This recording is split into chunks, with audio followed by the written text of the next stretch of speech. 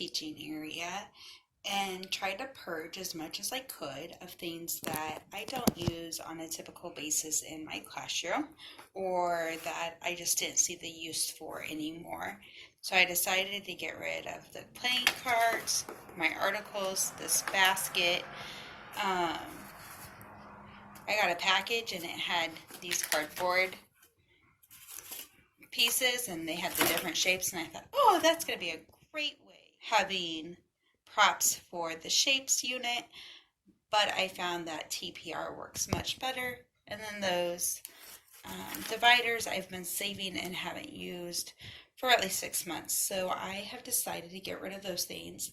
And then over here I have a little pouch that I'm going to put in my backpack to use for my props when I travel, so then I don't have to take things out of my teaching area.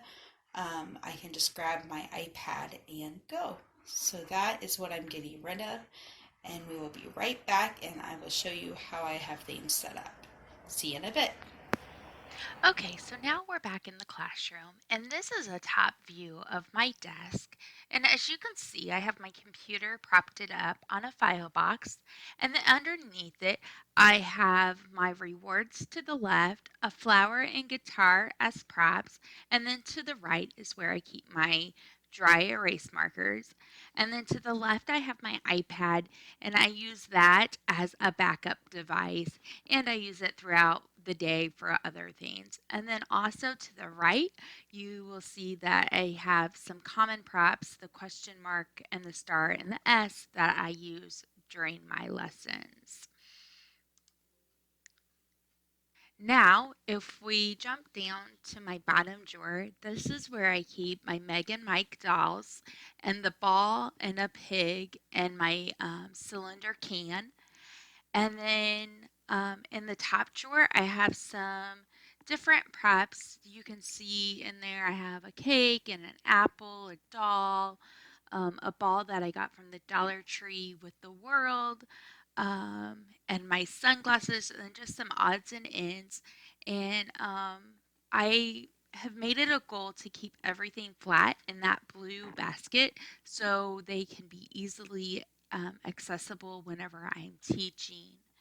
And then in the middle of my desk, I have a pull-out drawer where a keyboard typically goes, and I keep my magnetic letters there, and I have them on a dry erase board or on a magnetic board, and so then I can just pull them out and have access to the different letters. And then if we jump over to the right, in that drawer, I have my dry erase boards, which I have two or three. I have a big book and a chapter book. Um, and my bigger book is like a children's book. And then I have a mirror and my resource sheet. I have a dino puppet and then a cup.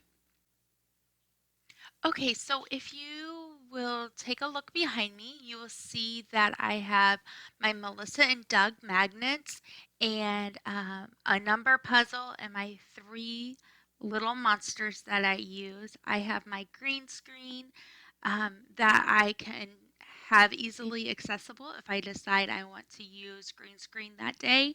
And then I have my pocket chart within arm's length and a letter in each pocket so I can easily access them during the lesson.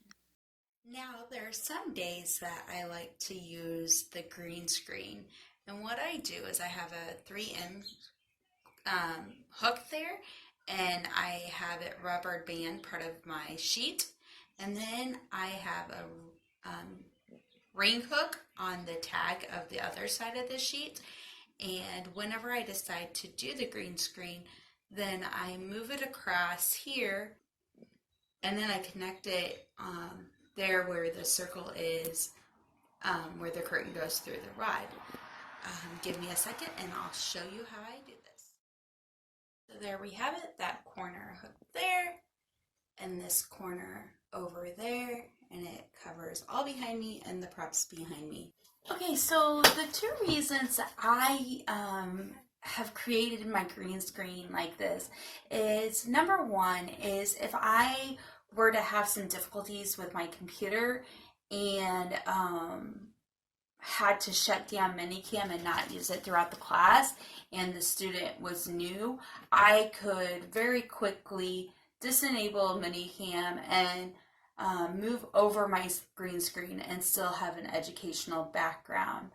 And then the second reason is just personal preference. I do not always use green screen with my classes, and sometimes I don't even use Google Slides very much. It just kind of depends my mood and what the student needs and what's all going on. So every class is different on how much technology I bring into the classroom. Some days, for some reason, I am more digital effects and Google Slide heavy, and I use that mainly through the class. And then other days, I'm drawn to my props and use those for my students. So what I have found that works best for me is to have both options going, and then it really gives me the freedom to do what's needed in each class and what I am in the mood for. So I hope that this has helped you, and if you have any questions about using Minicam or green screen or setting up your classroom, let me know. There's many ways to do it, and I would love to hear how you have your classroom set up. Okay, there you have it. This is what my classroom looks like. I hope it inspires you, and I hope that if you were like me, or if you are like me and have a lot of props and are just feeling overwhelmed, that this video will inspire you to declutter your classroom and to really bring in the props that help your students excel and help you be a great teacher. I also hope that you can see how easy it can be to use the green screen and to pick and choose when you use it. If you have any questions, please leave a comment below. And in the comments, please let me know, do you have a designated place in your home where you always teach, or do you teach wherever? I would love to hear. If you liked today's video, please give it a thumbs up.